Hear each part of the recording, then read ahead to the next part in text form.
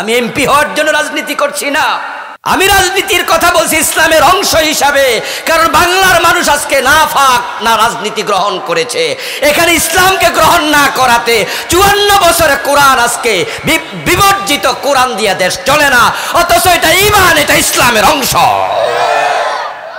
এই দেশে দুর্নীতি বন্ধ হলে রাজনীতিবিদ থাকবে না, কমে যাবে। চাঁদাবাজি বন্ধ হলে রাজনৈতিক কর্মী থাকবে না, কমে যাবে। ওদের কর্মীরা বেঁচে আছে চাঁদাবাজি করে, নেতারা বেঁচে আছে দুর্নীতি করে। ইসলাম আজকে দুইটাই একসাথে বন্ধ হয়ে যাবে। এবং বলে নেতা বলে কি, নেতা বলে কি, বলে যে ইসলামে কোনো রাজনীতি নাই, কোরআনে কোনো রাজনীতি মাজনীতি নাই। এগুলো বলে তো এমন কিছু মূর্খ নেতা যে কোরআন পড়তে ভালো করে জানে না, তো হে বুঝবে কেমনে আছে না? এটা তো আমরা রেনা জিগাইব, ঠিক না?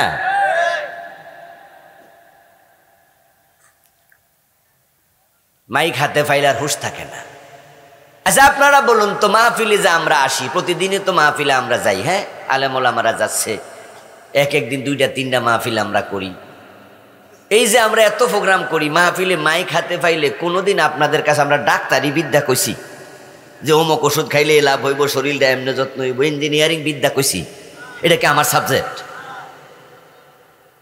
একজন ডাক্তারকে দ্বারা করাই দিলে ডাক্তার কিন্তু আপনার চিকিৎসা বিজ্ঞান নিয়ে কিছু কথা বলতেই পারে, এটা ওনার সাবজেক্ট।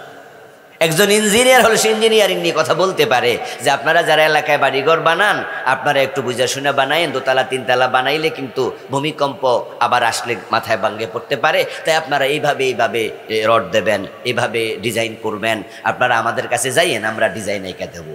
আপনারা আপনাদের শাস্তি আছে, শহরে অনেক ইঞ্জিনিয়ারিং ফার্ম আছে, যোগাযোগ করেন। ও বেটা বলুক, ডাক্তারেরটা ডাক্তার বলুক।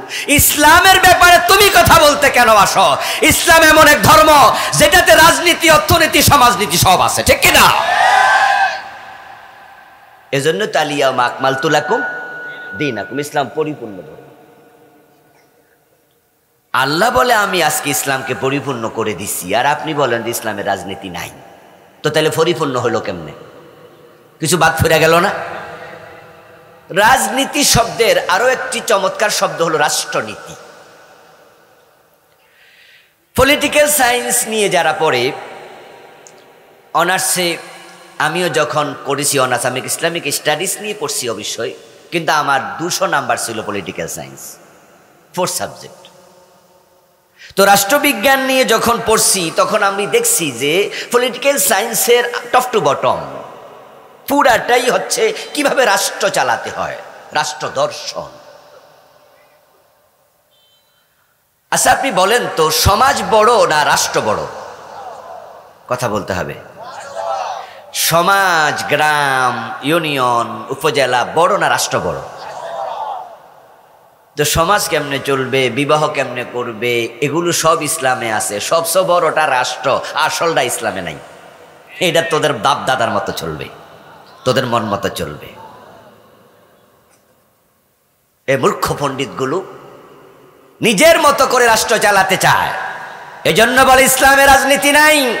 কারণ তারা জানে যদি ইসলামের আলোকে রাষ্ট্র চালায় তাহলে দেশের টাকা বিদেশ পাচার করতে পারবে না, কানাডা বেগম পাড়া বানাতে পারবে না। রাষ্ট্র যখন ইসলাম দিয়ে চলবে তখনই চুরি করলে হাত কাটা শুরু হয়ে যাবে। আর যখন চুরি করলে হাত কাটা শুরু হবে, বাংলাদেশে শতকরা 90টা নেতার হাত থাকবে না, ও 10টাও টিকে কিনা আল্লাহ জানে।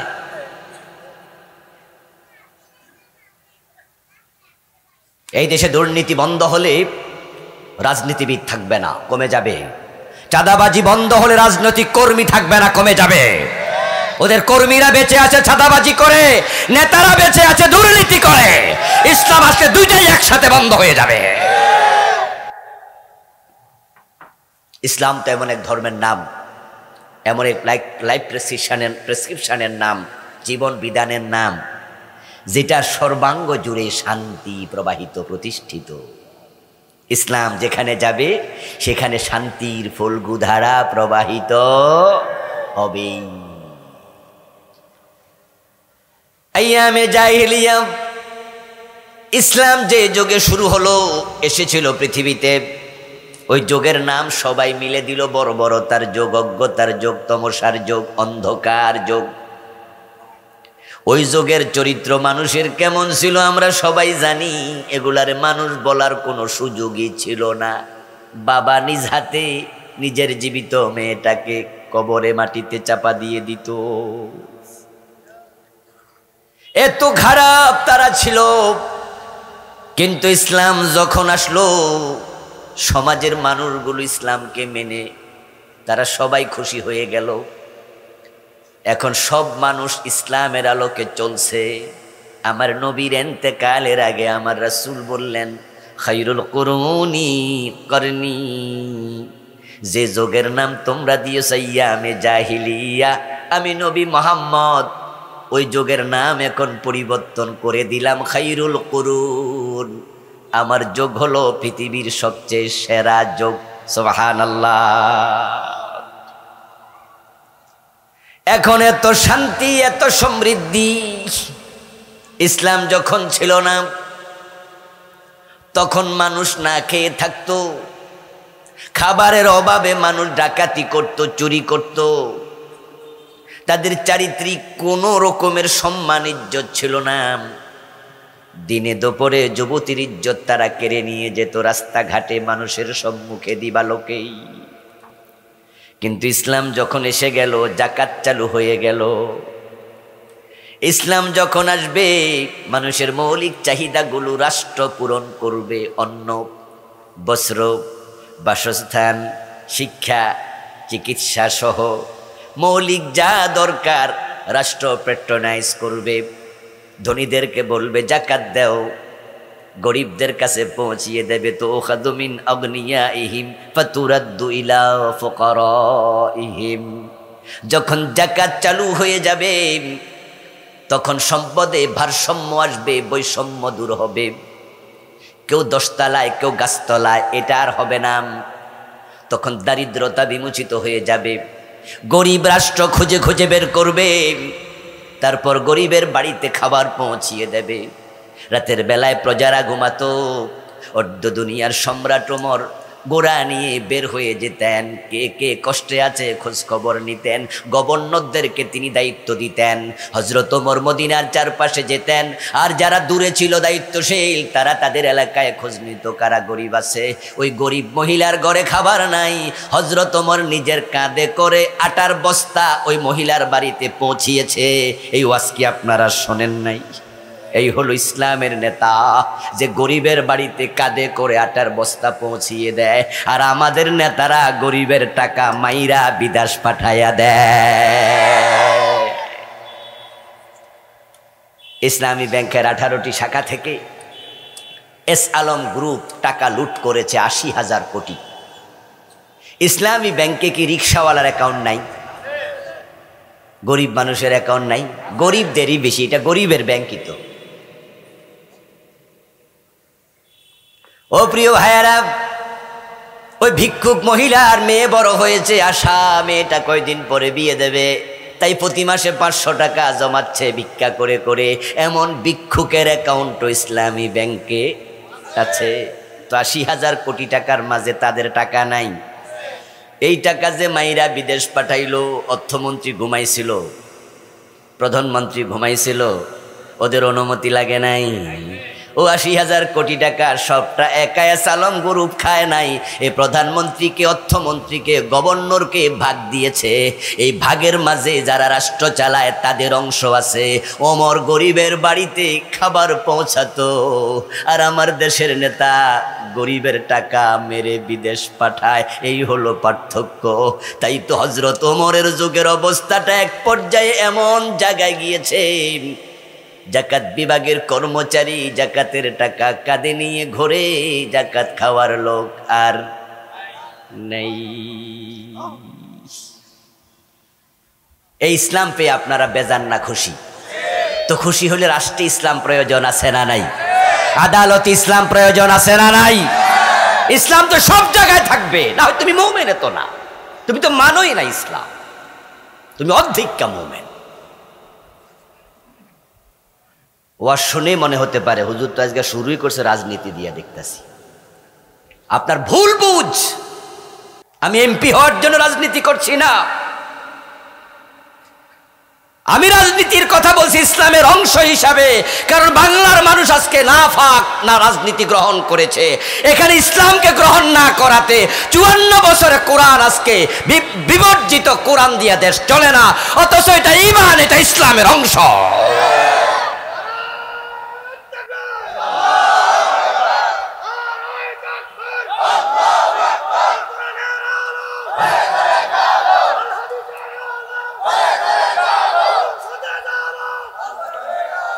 আমার প্রিয় ভাইয়েরা, ইসলাম পাইয়া যদি খুশি হন, আমার আলোচনা এখান থেকে শুরু হয়েছিল নাকি?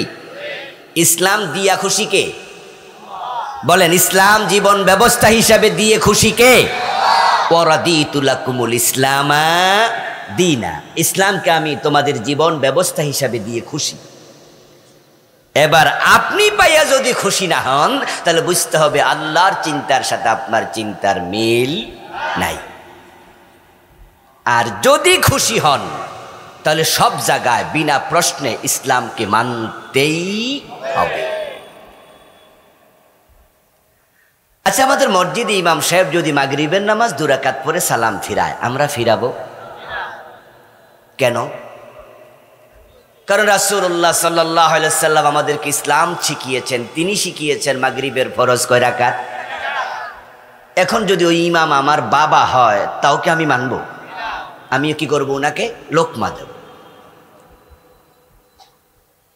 যদি ইমাম ফির হয় আর মুক্তাদি উনার মুরিদ হয়, মুক্তাদিও কি সালাম ফিরাবে? হয় ইমাম রে ফিরে রে লোকমা দিয়া দেব। কারণ আমাদের জন্য মডেল আদর্শ একজন মুহাম্মাদুর রাসূলুল্লাহ সাল্লাল্লাহু আলাইহি ওয়াসাল্লাম। লাকাদ কানা লাকুম ফি রাসূলিল্লাহি উসওয়াতুন হাসানাহ। তিনি মডেল, তিনি আইডল, তিনি আইকন, তিনি নামুজাজ, তিনি ওয়াসওয়া, তিনি কদওয়া, তিনি ইমাম, তিনি নেতা, তিনি একমাত্র আদর্শ। তার মতো জীবন সাজাও, তাকে মানো। খুযু আন্নী মানাসিকাকুম, রাসূল বলছে ইসলাম আমার থেকে নাও। সাল্লু কামা রাআইতুমুনি, আমার মতো পড়ো, যেভাবে আমি পড়েছি। আমার বন্ধু রাসূলুল্লাহ সাল্লাল্লাহু আলাইহি ওয়াসাল্লাম মাগরিব 3 রাকাত পড়লেন, আবার ইমামরে আপনি লোকমা দিলেন। কারণ ইমাম রাসূলের মতো মাগরিব পড়লো না, 2 রাকাত পরে সালাম ফিরিয়ে ফেললো। এই সালাম ফিরানোটা ইমাম সাহেবের জন্য সহি হলো না ভুল হলো? এবার যারা 53 বছর রাসূলের মতো দেশ চালায় না, তাদের দেশ চালানোটা সহি না ভুল? তো ইমামরে লোকমা দিলে নেতাদেরকে লোকমা দেয়া দরকার আছে না নাই? এখানে কি লোকমা দেয় না ওদের দলে যোগ দেয়? লাগলো নি ফেস? মসজিদের ইমাম যখন রাসূলের মতো নামাজ পড়লো না, তখন তাকে লোকমা দিলেন। আর আপনার দেশের 54 বছর নেতারা রাসূলের মতো দেশ চালালো না, ওখানে লোকমা না দিয়া তাদের দলে যোগ দিলেন। যদি ইমাম 2 রাকাত নামাজ পড়াইছে, এজন্য আমিও মাগরিব 2 রাকাত পড়ে সালাম ফিরাইয়া ফেলবো, কারণ ইমাম আমার আব্বা। এখন আব্বারে মাইনা যদি রাসূলের বাদ দেই, আমার নামাজ আছে না গেছে? তো যারা ইসলাম দিয়ে দেশ চালায় না, তাদের দলের প্রীতি, বংশের প্রীতি, আমার চাচা, আমার বাবা, আমার নেতা, রাসূলরে বাদ দিয়া নেতারে যখন মানছ, তখন তোমার ইসলামও গেছে।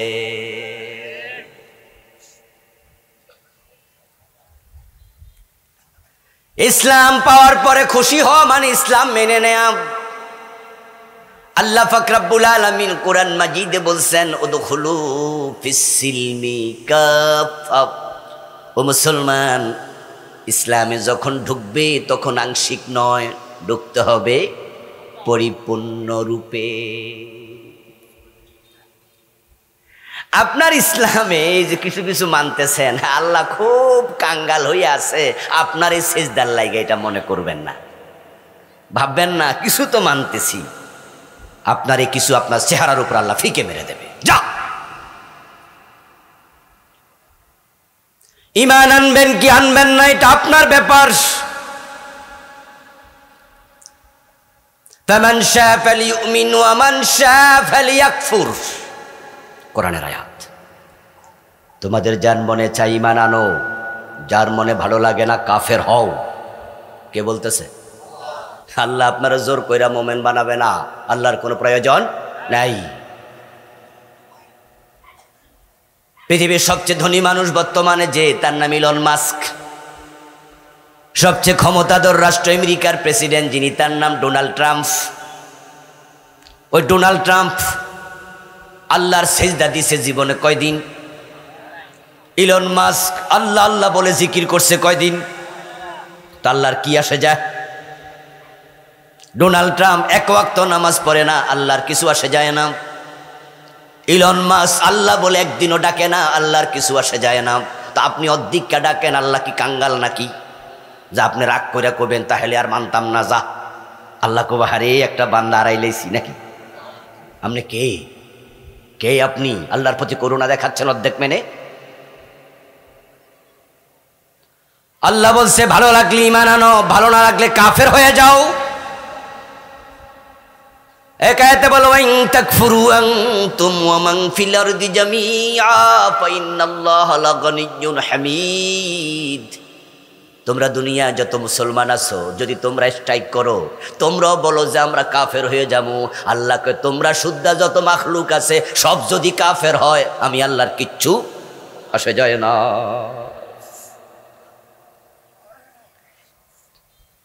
আল্লাহর একটা নাম হলো আস-সামাদ। কুল হু আল্লাহু আহাদ আল্লাহুস সামাদ। আস-সামাদ শব্দের অর্থ হচ্ছে বেনিয়াজ, অমুখাপেক্ষী। উনি কারো ধার ধারে না। তার সামনে আল্লাহর নবীরা পর্যন্ত, আল্লাহর নবীরা পর্যন্ত হাসরের ময়দানে নফসি নফসি করা লাগবে। তিনি এত মহা। ইউনূসের মতো নবীরে মাছের পেটে 40 দিন আটকায় রাখছে। আপনি কে? আমি কে? আদমের মতো নবী একটা কথা শুনে নাই, জান্নাতে কাপড় সপড় খুললে ল্যাংটা বানায় ছেড়ে দিচ্ছে। আদমের মতো নবী আমাদের সবার আব্বা, আল্লাহর বড় প্রিয় মাখলুক, যারা নিজ হাতে আল্লাহ বানাইছিল, ফেরেশতা দিয়ে সেজদা করাইছিল, কিন্তু আল্লাহর একটা কথা শুনে নাই। বলছিল ওই গাছটার কাছে যাইও না। যেই মাত্র গেছে, জান্নাতের কাপড় ছিল খুলে পড়ে। কি বোঝেন তিনি কত বড়? কল্পনা করতে পারবেন না। ওমা কাদারুল্লাহ হাক্কা কাদরি। মানুষ আল্লাহকে বোঝে না। ওনাকে মানার নিয়মই হলো ফুরা। আপনি কাফের থাকেন না মোমেন হন, আল্লাহ জোর করবে না। আবু তালেব কালেমা নেয় নাই, আল্লাহর কিচ্ছু আসে যায় না। রাসূলুল্লাহ কাঁদতেছিলেন, চাচা আবু তালেব মরে গেল বেঈমান হয়ে। কানা আখিরু কালামিহি কাল্লামাহুম হুয়া আলা মিল্লাতি আব্দুল মুত্তালিব। আবু তালেবের শেষ কথা ছিল, ভাতিজা তোমার কালেমা নিলাম না, আমার বাবার মিল্লাতের উপর আমি মরে গেলাম।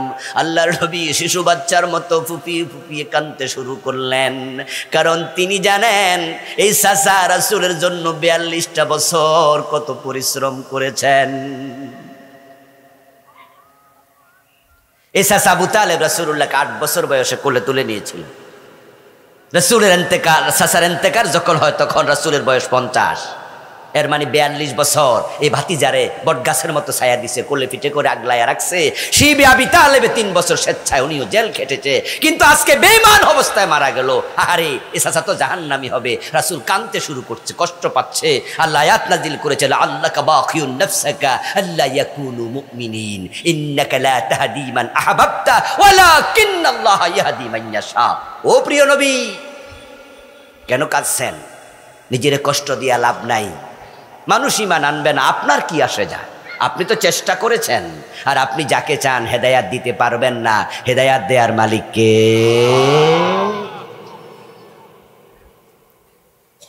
আবু তালেবকে আপনি মরার সময় পর্যন্ত বালিশের পাশে বসে বলেছিলেন, আম্মি কুল লা ইলাহা ইল্লাল্লাহ কালিমাতান আশহাদ লাকা বিহা ইনদাল্লাহ।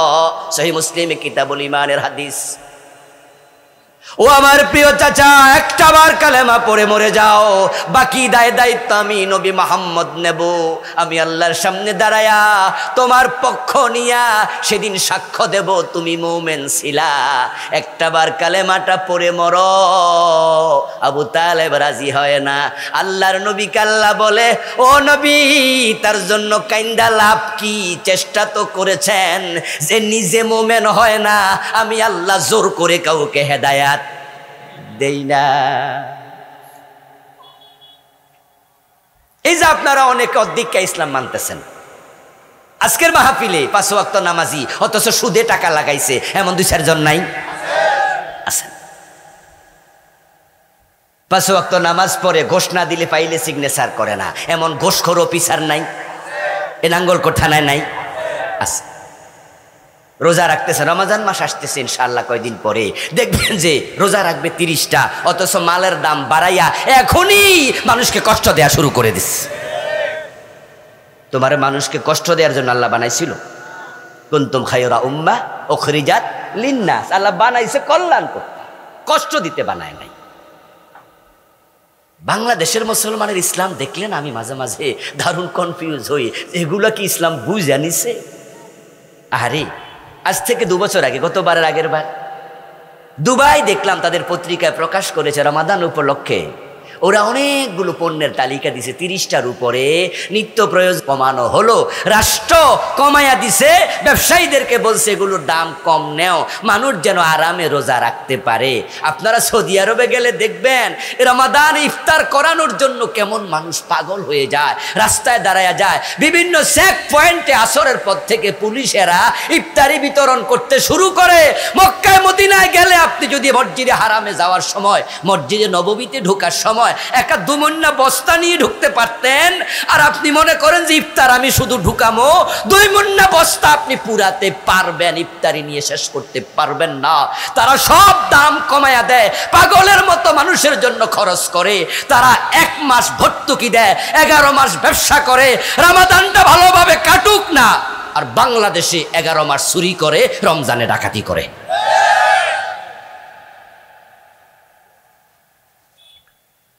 ওরা নাকি মুসলিম, ওরা মুসলমান। বাপ মরে গেছে, মা মরে গেছে 7 বছর 10 বছর, গরিব বোন বাড়িতে এসে বলে ভাই আমার সম্পদটা দেও। আর ভাই নামাজি হাজি সাহেব, এলাকার নেতা, মসজিদ কমিটিরও সভাপতি সেক্রেটারি, বইনেরে বুঝাইয়া দেয় সম্পদ পাইবি না জাগা, আবার শোলক শোনাইয়া দেয় অংশ নিলে ধ্বংস হয়। এরকম আসেনি? সম্পদ দিতে রাজি না, জোর করে নিজেরটাও খায়, বোনেরটাও খায়। বাপের সম্পদ তুমি নিছো দ্বিগুণ, বোন পাবে 1/2 গুণ। তুমি নিছো ধ্বংস হও না, বোন ধ্বংস হবে। আচ্ছা বোন ধ্বংস হইলে তোমার অসুবিধা কি? তুমি দিয়া দাও, যাও দিয়া দাও, দেবে না। অথচ উনি আবার কপালের মাঝে কালো দাগ ফালাইছে, তাহাজ্জুদের নামাজে সেজদা দেব। তুমি ইসলাম বুঝোই নাই। ইসলাম মানে তো আত্মসমর্পণ করা। যে আল্লাহর কাছে আত্মসমর্পণ করে, আল্লাহর নির্দেশের বাহিরে চলার মতো মন তার থাকে না। সে আল্লাহ যা বলে সর্বান্তঃকরণে মাথা নিচু করে তা মানতে বাধ্য থাকে। এখন আপনি যে মানছেন না, রেজাল্ট কি জানেন? قال رسول الله صلى الله عليه وسلم من قطع ميراث وارثه قطع الله ميراثه من الجنة। নবীজি বলেন যার ওয়ারিশের, যে ব্যক্তি ওয়ারিশের মিরাস কেটে রাখে, আল্লাহ তার জান্নাত কেটে নিয়ে যায়। হাসরের দিন আল্লাহ বলে দেবে, এই তোর কোনো জান্নাত নাই, তুই দোজখে ঢোক, শেষ, সব শেষ। ও প্রিয় ভাই, এই যে অর্ধেক মানতেছেন, ভাবেন জান্নাত পাবেন, অথচ আল্লাহ বলে আফাতুমিনুনা বিবাদিল কিতাবি ওয়া তাকফুরুনা বিবাদিন ফামা জাযাহ। ইসলাম কোরআনের কিছু মানবা, ইসলামের কিছু মানবা না।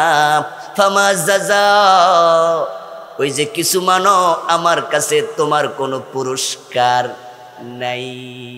যদি পুরস্কার পেতে চাও, উদখুলু ফিস-সিলমি কাফা।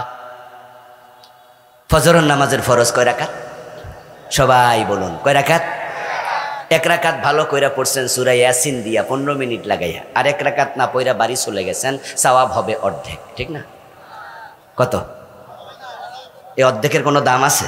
পড়লে 2 রাকাত, না পড়লে বাদ দাও, অর্ধেককে ইসলাম চলবে না।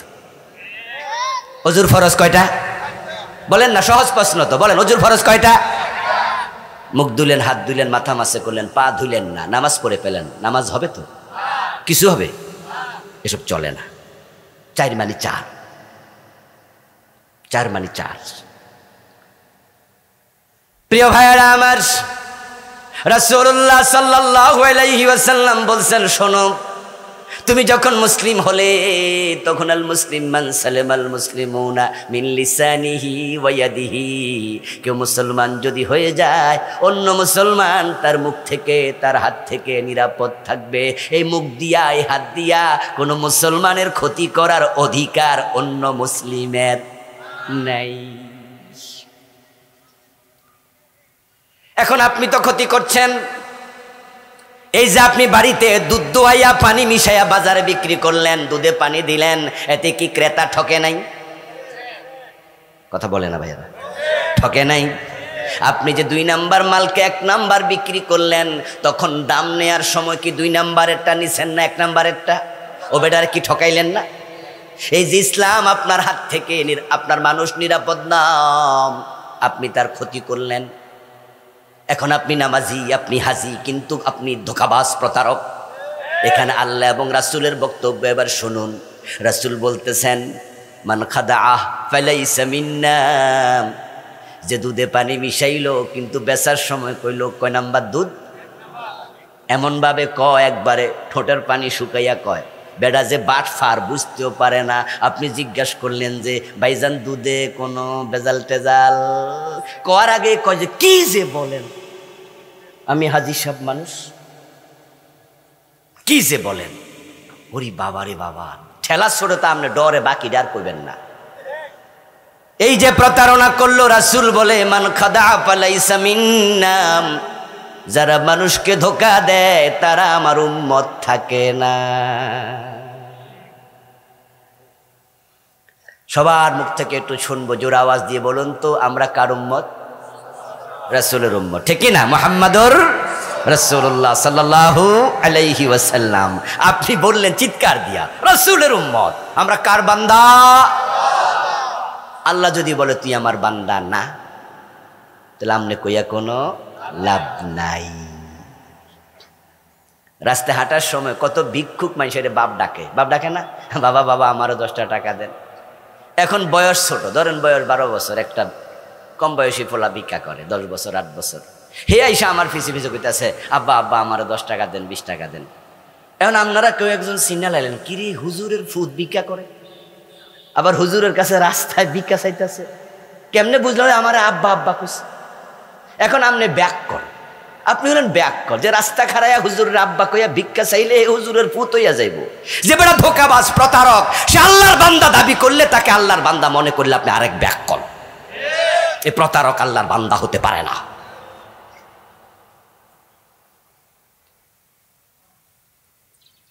নবীজি বলছেন যে ব্যক্তি প্রতারণা করে, ফ্যানটা কোন দিকে ফিরে রয়েছে গো ভাই? আমার দিকে না ফিরে, এটা যে অন্যদিকে রুকু দিয়ে রয়েছে, প্লিজ মুরব্বী আমার দিকে, এদিকে এদিকে এদিকে আমার দিকে, হ্যাঁ দেন, আপনারা জওয়ান একজন যান না। ফ্যান রাগ করছে, এবার কিছু হয়েছে, ওকে হয়েছে। প্রিয় ভাইরা, রাসূলুল্লাহ বললেন সে আমার উম্মত না। আচ্ছা, আমার সামনে নিজের আমল দিয়ে জান্নাত পাবেন, রাসূলের সুপারিশ না হইলেও চলবে, এমন সাহস কারো আছে? হাত তোলেন তো দেখি। নাই তো? রাসূলের শাফাতের দরকার আছে না নাই? তো আপনি প্রতারক, রাসূলকে তুমি আমার উম্মত না, তো কিসের শাফাত? মুসলিম, আখিরাতের কথা মাথায় রাখো। তোমার হাত দিয়ে ক্ষতিগ্রস্ত যেন কেউ না হয়, তোমার মুখ দিয়ে যেন না হয়। দুধে তো পানি মিশাচ্ছে, বরং দোকানে আরো লেখা রাখে খাঁটি গরুর দুধ পাওয়া যায়। এখন দোকানদারের ছেলে কয়, আব্বা দুধে পানি মিশাও তো একটা গুনাহ, একটা প্রতারণা, খারাপ কাজ, আবার এটা লেখা রাখছো, আর মিশা কথা, গুনাহ কিছু কম করলে হয় না? বাপ ধমক দিয়া পুতের কয়, তুই কি বুঝবি ফলাপান মানুষ, গুচ্ছু মিশা লেখি নাই, যা লেখছি সত্য, লিখেছি খাঁটি গরুর দুধ, তো গরু তো খাঁটি, দুধে না ঝামেলা। কি লেখছে? খাঁটি গরু, তো গরু তো খাঁটি নাকি, গরুতে তো ঝামেলা নেই। কত বুদ্ধি আপনার, মানুষ ঠকাচ্ছেন, নিয়মিত করছেন এসব। এই দেশের মতো ব্যবসায় 2 নাম্বারই পৃথিবীর খুব কম দেশে আছে। কত কাফের দেশে আল্লাহ আমার সফর করার সুযোগ দিয়েছে। নেপাল, শ্রীলঙ্কা, আমেরিকা, ইউরোপের অনেকগুলো কাফের দেশ আল্লাহ আমার ঘোরার সুযোগ দিয়েছে। এই দেশের মতো মালে ভেজাল 2 নাম্বার পৃথিবীর কোন দেশে আমি যা গিয়েছি দেখি নাই। এই জন্য আল্লামা ইকবাল রাহেমাহুল্লাহ উনি ইউকে সফর করে, বিলেত সফর করে দেশে এসে উনি বলেছিলেন যে আমি ইউরোপে গিয়েছি, সেখানে ইসলাম পেয়েছি, মুসলিম পাই নাই। আর ভারত উপমহাদেশে আমি মুসলিম পেয়েছি, ইসলাম পাই নাই।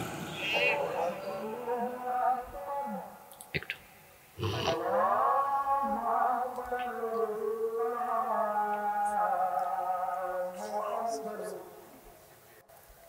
রাসূলুল্লাহ সাল্লাল্লাহু আলাইহি ওয়াসাল্লামের শিখানো ইসলাম ফলো করুন, জান্নাত মিলবে। তো আল্লাহর হাবিব সাল্লাল্লাহু আলাইহি ওয়াসাল্লাম যে ইসলাম নিয়ে এসেছেন, সেই ইসলাম পেয়ে আমরা খুশি হতে চাই, আমরা দ্বিমত করতে চাই না। আমরা জীবনের সব জায়গায় ইসলাম মানতে চাই। ইসলাম একটি বিজয়ী আদর্শের নাম।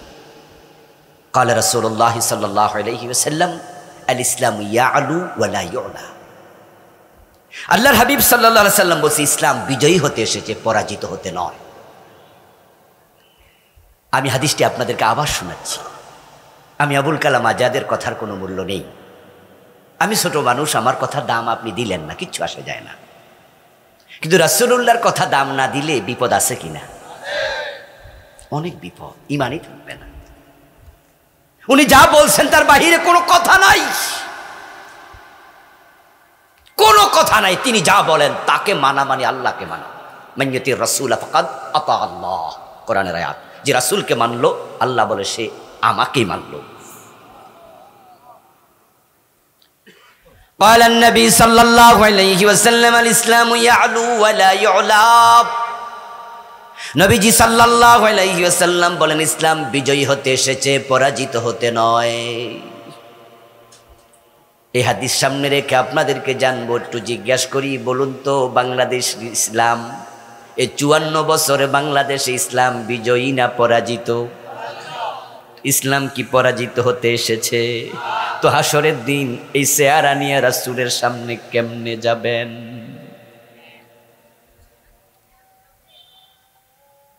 হিন্দুস্তানের মুসলমানরা যখন হাসরের ময়দানে প্রিয় নবীজি সাল্লাল্লাহু আলাইহি ওয়াসাল্লামের সামনে যাবে, তারা বলতে পারবে, রাসূল যদি প্রশ্ন করেন ইসলামকে তোমাদের দেশে বিজয়ী কেন করতে পারোনি?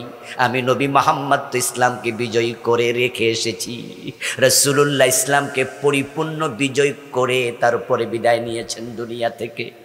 ইন্ডিয়ার মুসলমানরা জবাব দেবে, ইয়া রাসূলুল্লাহ আমরা তো সংখ্যায় ছিলাম মাত্র 17-18%, ও দেশে 82-83% ছিল কাফের। তাই আমরা জীবনে ইসলাম মানছি, পরিবারে, ব্যক্তি জীবনে, মসজিদে, মাদ্রাসায়, রাষ্ট্রে আমরা পারি না ইসলাম বিজয় করতে। কিন্তু বাংলাদেশে তো মুসলমান 92%। এই 54 বছরে প্রেসিডেন্ট সব মুসলিম, প্রধানমন্ত্রী সব মুসলিম, শিক্ষামন্ত্রী বলেন, আইনমন্ত্রী বলেন, প্রায় সব মুসলিম। 54 বছরে ইসলাম বিজয় করতে পারলেন না। ব্রিটিশ আইন এ দেশে বিজয়ী, ব্রিটিশরা তো কাফের, কাফের আইন কেমনে মুসলিম দেশে বিজয়ী থাকে? রাসূল প্রশ্ন করলে জবাব দেওয়ার কোনো পথ নাই। এজন্য যে মানুষগুলো আল্লাহর কোরআন দিয়ে রাষ্ট্র সমাজ চালায় না, ইসলামকে বিজয় করে না, হাসরের ময়দানে তাদের বিরুদ্ধে রাসূলুল্লাহ নিজে আল্লাহর কাছে বিচার দেবেন, মামলা দেবেন। হাসরের ময়দানে বিচারককে, কথা কয় না, বিচারককে। এজন্য রাসূল সেদিন বলবে, ইয়া রাব্বি ইন্না কওমি ইত্তাখাযু হাযাল কুরআনা মাহজুরা। ও আমার রব, এই মানুষগুলো, আমার জাতির লোকগুলো এই লোক আমার উম্মত দাবি করছে, অথচ আমার রেখে আসা কোরআন তারা বর্জন করেছে। এই কোরআন দিয়ে পরিবার চালায় নাই, সমাজ চালায় নাই, আদালত চালায় নাই। তোমার কোরআনে আছে চোর ধরে হাত কাটো। তারা ব্রিটিশ আইনে দেশে আইন চালাইছে, তারা চোর ধরে জেলে দিছে। ইসলাম তাদের কাছে ছিল পরাজিত। তারা এই জন্য মাথা তুলে দাঁড়াইয়া তারা ইসলাম প্রতিষ্ঠার জন্য কোনো চেষ্টা করে নাই। আমি বিচার দিলাম, এই বিচার তুমি করো। তো আপনি না রাসূলের শাফাআত চান? তো রাসূল যদি আপনার বিরুদ্ধে মামলা দেয়, শাফাআতের প্রশ্নই তো আসে না। এবং আল্লাহ তাআলা নিজে বলছেন, ওয়া মান আরাদা আন যিকরি ফাইন্না লাহু মাঈশাতান দানকা ওয়া নাহশুরুহু ইয়াওমাল কিয়ামাতি আমা। যে মানুষগুলো আমার কোরআন বর্জন করেছে তাদেরকে আমি হাসরের দিন অন্ধ বানাইয়া তুলব। ক্বালা রাব্বি লিমা হাশারতানি আমা ওয়া কাদ কুনতু বাসীরা। সে বলবে, আমার রব আমাকে অন্ধ বানালেন কেন? আমার তো চোখ ছিল, আমি তো দুনিয়ার চক্ষুওয়ালা ছিলাম। আজকে কিয়ামতের দিন আমাকে অন্ধ বানালেন কেন? আল্লাহ বলেন, তখন আমি কি বলবো শোনো। কাযালিকা আতাতকা আয়াতুনা ফানাসিতাহা ওয়া কাযালিকাল ইয়াউমা তুনসা। তোমার কাছে আমার কোরআনের আয়াত গিয়েছিল, তুমি তো সেটা মানো নাই, ভুলেছিলে, এজন্য তোমাকেও ভুলে গেলাম। তোমার মতো বান্দা আমি আল্লাহর দরকার নাই। আমরা কি হাসরের ময়দানে রাসূলের মামলার আসামি হতে কেউ চাই? অন্ধ হয়ে উঠতে চাই? তাহলে চোখওয়ালা হয়ে উঠতে চাইলে, রাসূলের শাফাআত পেতে চাইলে, ইসলাম বিজয়ের জন্য সবাই মিলে কাজ করা দরকার আছে না নাই? আপনার বিবেকের কাছে ছেড়ে দিলাম, ইসলাম আমার একা না, ইসলাম আমাদের সবার। কোরআন কোনো দলের না, কোরআন সবার। সুযোগ আসছে এবার, অগাস্ট বিপ্লবের মাধ্যমে একটা সুবর্ণ সুযোগ, স্বর্ণালী সুযোগ আল্লাহ দিয়েছে। এই দেশে ইসলামের বিরুদ্ধে যাদের অবস্থান সবচেয়ে জঘন্য ছিল, যারা আলেমদের কণ্ঠনালী চেপে ধরেছে, ইসলামওয়ালাদের বুকে তারা 5 মেতে গুলি চালিয়েছে, আল্লামা সাইদিকে 13 বছর জেলে আটকায়া রাখছে, আলেমদের সাথে যারা বেয়াদবি করত, আল্লাহ এবার তাদেরকে দেশছাড়া করে দিয়েছে। ইসলাম কায়েমের এবারই সুযোগ, এবার মাথা তুলে দাঁড়ায় যেতে হবে।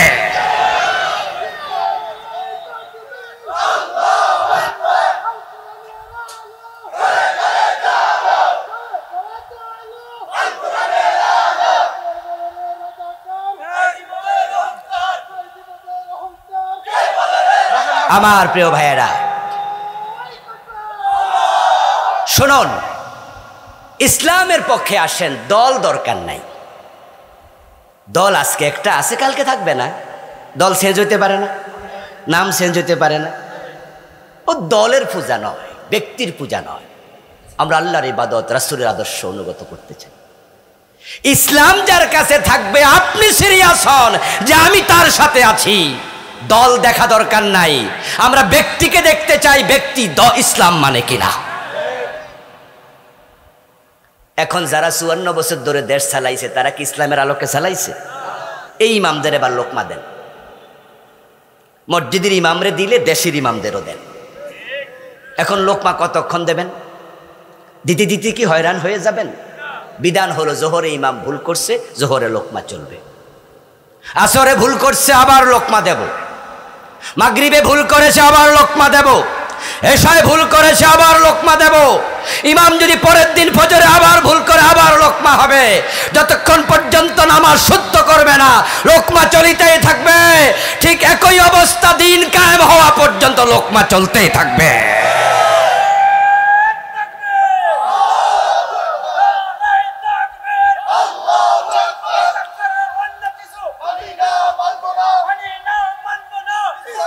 আমার প্রিয় ভাইয়েরা, ইমাম যদি লোকমা না শোনে, গাদ্দারি করে। মাগরিবের নামাজে 2 রাকাত পরে সালাম ফিরাইছে, আমরা দিলাম লোকমা। হুজুর লোকমা টোকমা নিব না, সালাম ফিরাইয়া নামাজ শেষ করছে, করার পরে আমরা কি রে হুজুর যে খারায় না 2 রাকাত পড়ছে, লোকমা টোকমাও নেয় না, আমরা সুবহানাল্লাহ করতেছি। লোকমা দেওয়ার নিয়ম কি? সুবহানাল্লাহ পড়া। কি পড়া? বাংলাদেশে কি পড়ে? আল্লাহু আকবার। এটা সুন্নাহ না, এটা খেলাফে সুন্নাহ।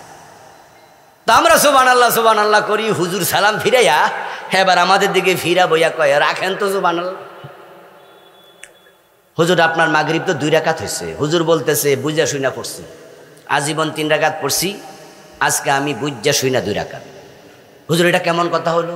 বলল শোনেন, আমার আব্বা মসজিদ বানাইছে এবং আমি ইমামতি করি 12 বছর, কোনো বেতন নেই। পাবলিক কয় না, বিনা বেতনও পড়াইছি, 3 রাকাত বহুত পড়াইছি, আজকে 1 রাকাত কম, মাইন্না নেন।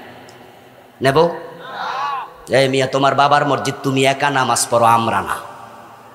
তোমার বাবা মসজিদ বানাইছে কি ওয়াকফ করা মসজিদ, এটাকে বাবার মসজিদ বলতে পারো না। যে ইমাম মাগরিব 2 রাকাত পড়বে, ধাক্কায় সরাইয়া দিয়া নতুন ইমাম দিতে হবে। 54 বছর ইসলাম মানো নাই, লোকমাও শোনো নাই, আমরা নতুন ইমাম বানাতে চাই যে আল্লাহর কোরআন দিয়ে দেশ চালাবে। আমার প্রিয় ভাইয়েরা বসেন।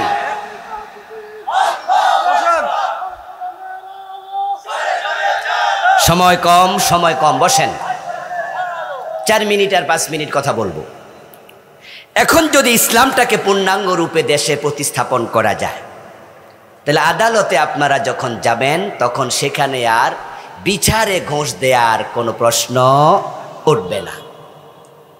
বলুন তো, আদালতে যত মামলা আছে সবচেয়ে অন্যায় বিচারের মুখোমুখি ধনীরা হয় না গরিবেরা? কারণ তারা ঘুষ দিতে পারে না। আপনি যখন দিন কায়েম হবে, অফিসে গেলে আর ঘুষের প্রশ্ন উঠবে না। অফিসে যখন ঘুষ দেয় না, তখন সে ঠিকঠাক মতো অধিকারটা পায় না। কিন্তু ইসলাম আসার পরে এই ঘুষের মতো জঘন্য প্রথাটা বিলুপ্ত হয়ে যাবে। তখন গরিব মানুষগুলাও অফিসে গেলে তাদের সকলের নিজস্ব স্বার্থ বুঝে পাবে। ইসলাম যখন আসবে, রোজা রাখা অবস্থায় বাজারে যাবেন, অফিসে যাবেন, ছিদ্র হবে না রোজা। আপনি সুস্থ একটি রোজা নিয়ে ঘরে ফিরবেন। আর বর্তমান দেশে ঘর থেকে বের হইয়া সুস্থ রোজা নিয়ে ফিরা যায় না। কারণ রাস্তাঘাটে গেলে দেখা যায় এমন মহিলাও রাস্তায় আছে যার গায়ে ওড়নাটাও নেই। এই যে বেপর্দা নারীর সরাসরি, ইসলাম কায়েম না হলে পর্দা প্রথা কেমনে কায়েম হবে?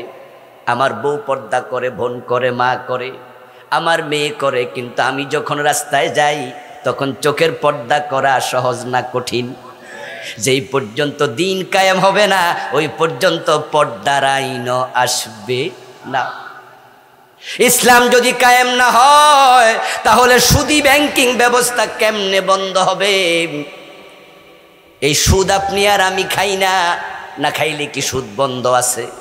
খাওয়ার মতো লক্ষ লোক, কোটি কোটি লোক। বরং সুদী ব্যাংকিং ব্যবস্থা, অর্থ ব্যবস্থা আমাদেরকে জাহান্নামের গর্তের কিনারে নিয়ে গেছে। এই যে ঢাকা শহরে, কুমিল্লা শহরে, আপনাদের লাকসাম, নাঙ্গলকোট, যত বড় বড় বিল্ডিং পাবেন 10 তলা 5 তলা, শতকরা 90টাই ব্যাংকের লোন আইনা বিল্ডিং করছে। সুদ দেওয়া হারাম, সুদ খাওয়াও হারাম। এই যে রাস্তায় গাড়ি চলে, সিএনজি বলেন, বাস বলেন, অধিকাংশ ব্যাংকের লোন দিয়া করছে। ও দোস্ত, সুদের সাথে এখন শত শত লক্ষ লক্ষ কোটি মানুষ জড়িত। অথচ রাসূল বলছেন যে ব্যক্তি সুদ খায় 73টা গুনাহ আমল নামায় হবে। সবচেয়ে ছোট গুনাহ হলো মায়ের সাথে ব্যভিচার। এটা থেকে জাতিকে কেমনে বাঁচাবেন? যদি ইসলাম দেশে প্রতিষ্ঠিত হয়, এমন 151 জন নেতা সংসদে ঢুকবে যারা একদিন বলবে আমরা সুদ চাই না। একবার না বললে আইন হয়ে যাবে। সুদ বন্ধ করতে একদিনের বেশি লাগবে না। এই যে মাগরিবের আজান হলো, এশারের আজান হয়, বাজারের মসজিদে নামাজ পড়ে বারান্দায় এসে দাঁড়াবেন, দাঁড়াইয়া দেখবেন যে মসজিদে আসছে কতজন, দোকানে আছে কত হাজার। মসজিদের পাশের চা দোকান, মাগরিবের নামাজ হচ্ছে মসজিদে, অথচ কতজন বইয়া বইয়া বিড়ি টানে মসজিদে আসে নাই। আবার চা দোকানে জি বাংলা স্টার জলসা চোখ রেখে নাটক সিনেমা দেখে মসজিদে আসে না। ইসলাম যদি থাকতো আজানের সাথে সাথে দোকান বন্ধের আইন হতো, সবাই মসজিদে যেতে বাধ্য হতো। যে মসজিদে যাবে না তাকে জেলে ভরে দেয়া হবে। এক এক মসজিদে 5 বার 3 বার জামাত হওয়া লাগবে, লোকে লোকারণ্য থাকবে মসজিদ। ইসলাম যখন নাই তখন বিপদ চারিদিকে, ইসলাম যখন আসবে সুবাতাস বইবে চারদিকে। হতে পারে আপনার প্রশ্ন, হুজুর ওয়াজ করলে কি আর ইসলাম হয়? আমিও বুঝি কথাটি, ওয়াজ করে ইসলাম কায়েম করা হয়ে যাবে এত সোজা না। হতে পারে সেটার জন্য আমরা অপেক্ষা করব নবী ঈসা আসা পর্যন্ত। ঈসা আলাইহিস সালাম যখন আসমান থেকে আসবেন, আল্লাহর জমিনের 1 ইঞ্চি জায়গা বাদ থাকবে না যেখানে কালেমার পতাকা উড়বে না। পুরা বিশ্ব ইসলাম আসবে, বাংলাদেশও তার অংশ। আসছে ইসলাম, কেউ ঠেকাতে পারবে না। তবে বাংলাদেশে এবার একটি সুবাতাস, ইসলাম ওনারা কাছাকাছি আসছে। ইসলামী দলগুলো ভালোবাসা দেখাচ্ছে, হাতে হাত মিলাচ্ছে, একসাথে চা খাচ্ছে, এটা কিন্তু ভালো লক্ষণ। যদি আমরা আলেমরা এক হতে পারি, জালেমরা পালাতে বাধ্য হবে।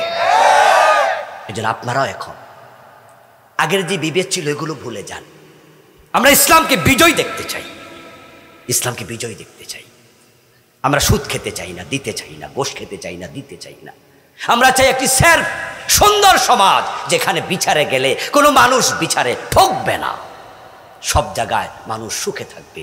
যখন ইসলাম মানুষ নিজের চোখে দেখবে, তখনই কিন্তু আর ইসলামের বেশি দাওয়াতও লাগবে না। ইসলামের সৌন্দর্য দেখে কাফেররা দলে দলে মুসলিম হবে, যেটা আগে হয়েছে। আল্লাহ তাআলা আমাদের সকলকে জীবনের সব ক্ষেত্রে